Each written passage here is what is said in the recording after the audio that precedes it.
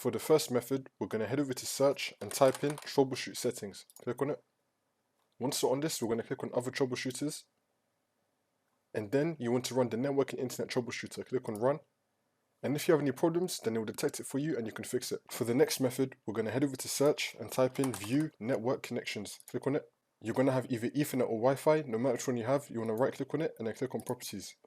Then you want to click on Internet Protocol version 4 and you want to make sure that use the following DNS server address is ticked.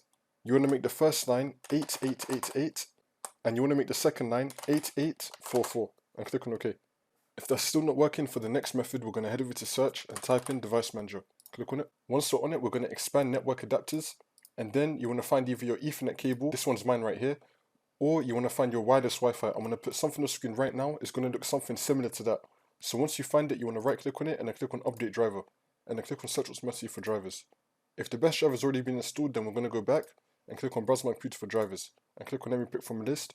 Then you want to install the second one that comes up, click on next and then see if that fixes the problem for you. For the next method, we're going to head over to search and then type in view network connections. Click on it. Once you're on it, you want to find either your Ethernet or your Wi-Fi. Once you find it, you want to right click on it and then click on disable. And then you want to right click on it again and then click on enable.